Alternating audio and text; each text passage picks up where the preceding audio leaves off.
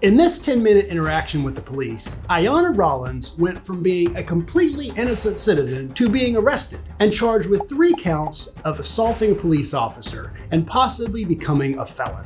And the worst part is that the officer was on the wrong street to begin with. I'll walk through each step of Miss Rollins' arrest to talk about the things that she did wrong, so we can look at how you could do better if you're in this situation, so you can get out of those handcuffs as quickly as possible. A few weeks ago, Wyatt asked me to dive deeper into what happens after you're arrested. So this is the first in a series of videos to talk about how you can try to defend yourself as best as you can to get through the process, hopefully to acquittal. In Valawisa County, Florida, Sergeant Weaver is responding to a residential burglary alarm call on Ainsworth Avenue. But for some reason, he parks on Academy Avenue, which is 1 street over, and begins walking on foot. That's when he observes a vehicle pulling out of the driveway where he believes the burglary alarm has originated, and he attempts to stop the vehicle.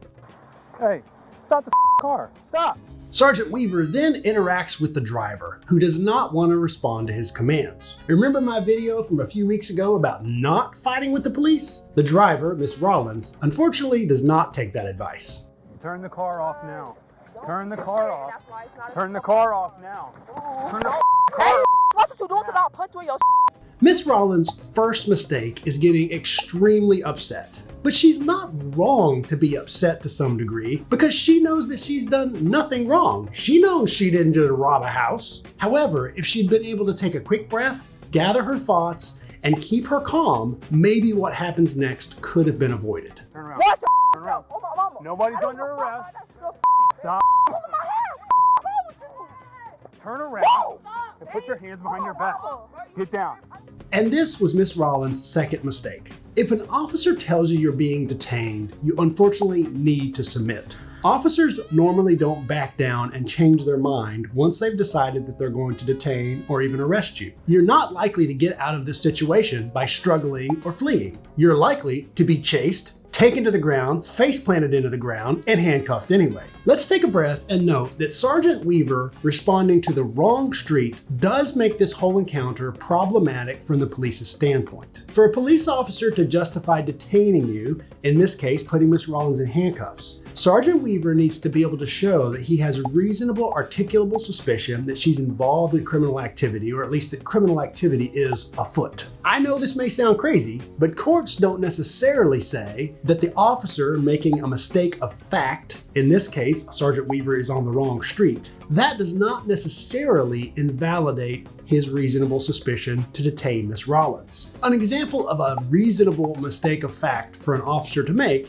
is if they have a be on the lookout call for a suspect for an armed robbery, who's, let's say, a Caucasian male who's 6'3" and balding and wearing a beard. And they go around looking for people that look like this in the area of the burglary. If they come across a person who closely matches that description, but maybe they get one indicator wrong. Let's say the person doesn't have a beard, and the officer mistakenly stopped this person and found contraband on them. The courts might say that that was a reasonable mistake of fact. However, the further you get from the description for the suspect, the less likely it is to be a reasonable mistake of fact to support reasonable suspicion. In this case, Sergeant Weaver is 1 street away from where the burglary alarm call came from. Both streets start with the letter A. It's likely that a court would probably say this is a reasonable mistake of fact. Back to the arrest in question. Miss Rollins continues to verbally berate the officers.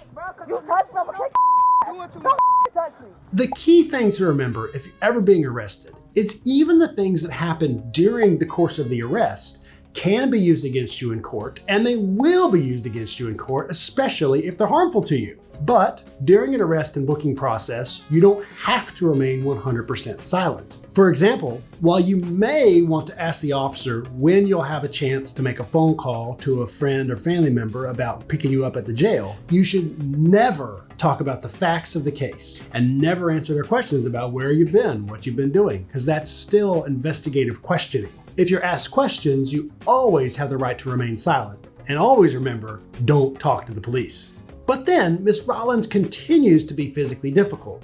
Fix my cuffs. Turn around and I I will fix asked them. way too many Okay, fucking I times. will, so just turn around and relax for a second. And they're actually trying to reposition the handcuffs to make her wrists more comfortable. If Miss Rollins had simply quickly responded to Sergeant Weaver's commands to stop her car and listened to his questions, she might have been able to quickly dispel the suspicion that she was a burglar. This might have been one of those rare times where it would have been to her advantage to talk to the police, and she likely would have been on her way quickly, and this whole encounter would not have resulted in any charges against Miss Rollins. But instead, Miss Rollins is placed into the back of a police vehicle. At this point, the arresting officer is likely to ask if there's anything in your vehicle that you need while you're being taken down for the booking process. It's usually to your advantage to ask the officer for your wallet and your phone. So that way, if and when you're released over at the jail, you have a way to call somebody to get you or a way to pay for a cab home. It typically would not hurt your case to make one of these simple requests to the officer because you're not talking about the facts of the case or why you're being arrested. You're dealing with the business of what's going to happen to your vehicle.